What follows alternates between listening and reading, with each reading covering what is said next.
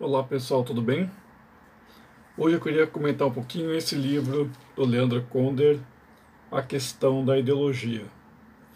Ele foi publicado originalmente em 2002 pela Companhia das Letras e eu estou utilizando a edição de 2020 da Expressão Popular.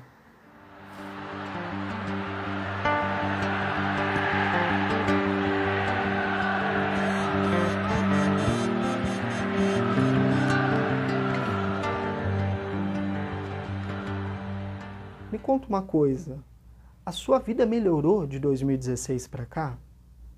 O justiçamento praticado por Sérgio Moro, o juiz suspeito, acabou com a corrupção aqui no Brasil? E a eleição do capitão presidente Jair Bolsonaro mudou a sua vida para melhor? Se a resposta para tudo isso for não, então eu tenho um convite para lhe fazer. Participe junto conosco da campanha para a publicação do livro Reflexões no Brasil Pós-Golpe. Nos ajude a propagar essa história. O link está aqui na descrição desse vídeo. Muito obrigado e eu conto com você.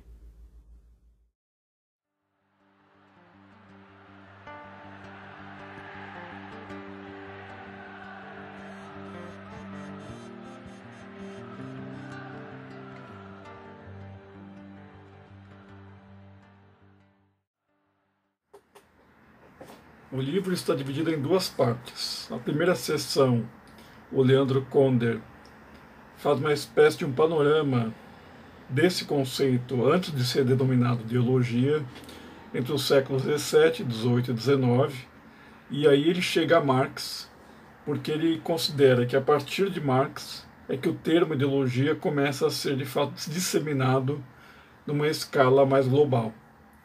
Essa divisão que ele faz entre os capítulos permite a ele que na segunda parte do livro ele discuta as aplicações do termo ideologia após Marx por várias áreas do conhecimento. Então, filosofia, psicanálise, a história, a própria discussão sobre a linguagem, enfim. O que nós podemos entender como ideologia? Ela é um processo, é um mecanismo? Como é que a gente caracteriza a ideologia? A gente pode pensar de várias formas. No século XIX, na virada do século XVIII para o século XIX, antes do Marx ainda, a ideologia foi pensada como com um repertório de ideias comuns, por exemplo, ou como um conjunto de ideias prontas, dispostas a um uso em particular, e elas obedeceriam, segundo os termos mais formais da lógica, a um procedimento em que um pensamento que interessa a um grupo particular de pessoas, ele é, digamos, emitido, enunciado de modo que esse discurso, que esse repertório que interessa essa camada restrita da sociedade, digamos, contagie ou contamine, se nós preferirmos, uma proporção muito maior de pessoas. Então, o mecanismo da ideologia opera segundo a ideia de que uma ideia particular ela é absorvida e reiterada, repetida por outras categorias. Para exemplificar melhor o que eu estou dizendo, vejam como o Leandro Conder abre o primeiro capítulo desse livro. O tema da ideologia, entendido como registro de pressões deformadoras atuando sobre o processo de elaboração do conhecimento, é um tema muito antigo. O que ele quer dizer com isso? Que a ideologia costuma falsear o modo como nós vemos a realidade e, pior, a maneira como nós supomos conhecer essa realidade. E aí ele vai recorrer a vários pensadores do século XVII, XVIII e até do XIX para mostrar que há uma diferença entre aquilo que nós vemos, nós sentimos pela experiência empírica e aquilo que nós somos capazes de abstrair, de pensar, de induzir, de deduzir a partir de outras categorias que passam pelo simbólico, pelo não material, por assim dizer.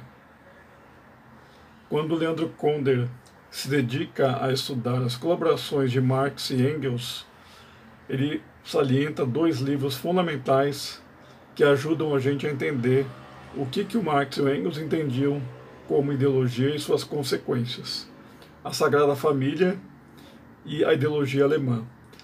Nessas 2 obras, os pensadores alemães, Marx e Engels, vão mostrar que há uma distância entre aquilo que o Estado burguês preconiza e aquilo que os indivíduos conseguem realmente realizar e perceber dessa realidade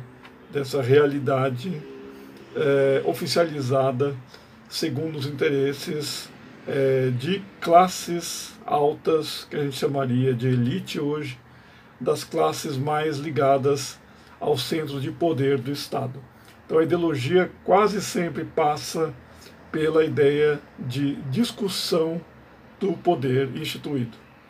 Dentre as características da ideologia e dos usos que os homens fazem das ideias prontas, pré-estabelecidas, há vários fatores. Por exemplo, o caráter ahistórico ou ahistoricizante desses pensamentos. Ou seja, em geral, o pensamento ideológico ele assume a forma do dogma e não admite que o pensamento está ligado às épocas em que ele foi concebido.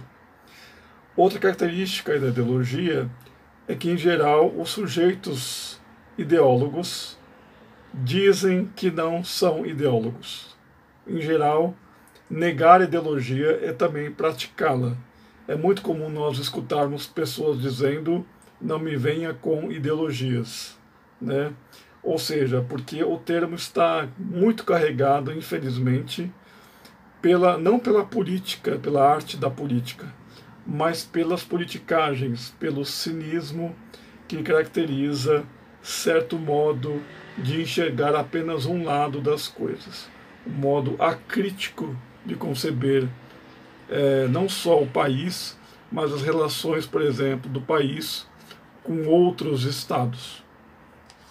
Portanto, o que favorece reconhecer, estarmos diante de um discurso ideológico e pensar em formas de refutá-lo, é primeiro nós combatermos o senso comum, ou seja, aquele sentido mais ordinário que as palavras assumem, sem sermos críticos. Ou seja, um antídoto muito fundamental para combater as ideologias é assumirmos uma postura crítica. E a palavra crítica, como nós sabemos, costuma ser o terror das pessoas que desejam um mundo, uma dimensão só, com uma cor só e com um modo só de conceber e agir. Obrigado, até a próxima.